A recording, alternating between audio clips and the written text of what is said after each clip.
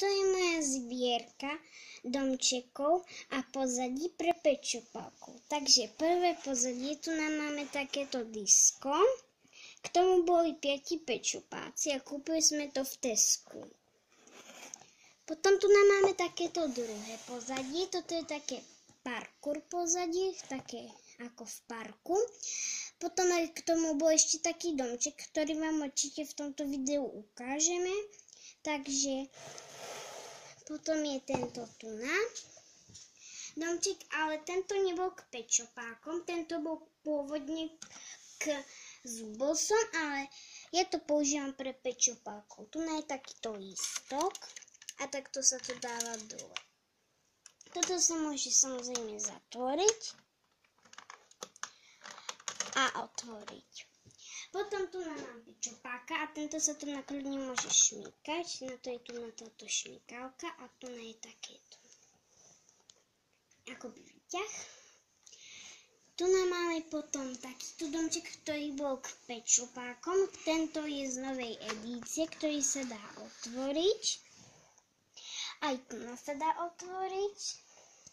Nahore.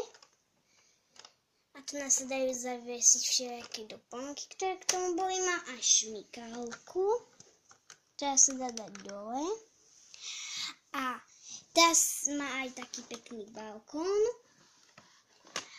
A ideme teraz na druhý domček, ktorý je teda k pečopákom. A boli k tomu 3 pečopáci.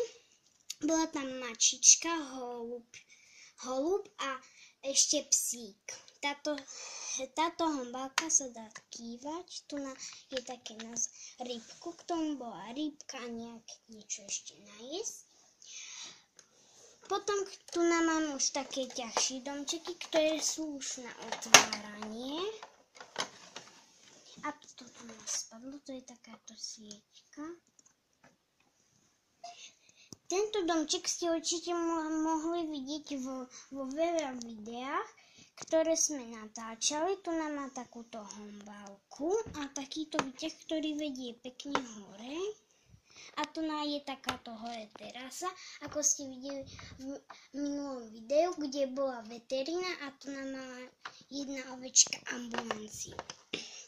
Potom tu máme takéto dvere, ktoré máme aj iné, čo sú tu a tie sa dajú otvoriť, ale tieto sú iba také akoby vchodové. A toto sa dá zvonku otáčať a dnuka sa to takto otáča, že si tu nadáte nejaké pečopak a takto sa to točí.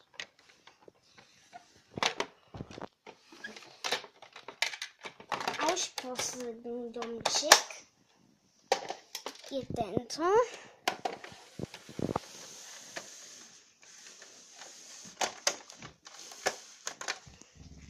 Tento ste určite nevideli, lebo s týmto veľmi nenatáčam, lebo veľa vecí sa do neho musí dať.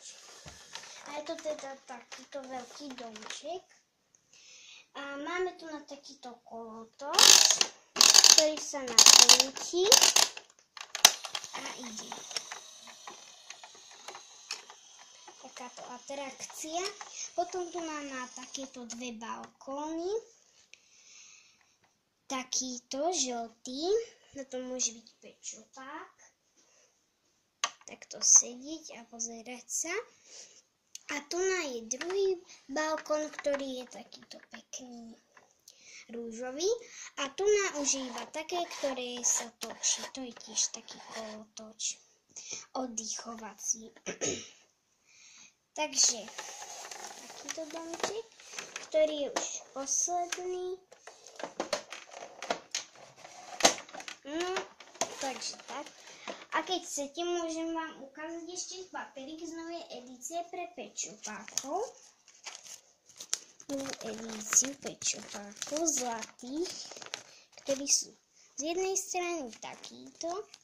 A tohoto pečopáka mám, ako ste videli. No a posledná strana je tohoto. Na krabičke je napísané toto a to je taký celý set a tu je okičko. Takže toto bolo celé video a učí sa s vami Emka Kuzma.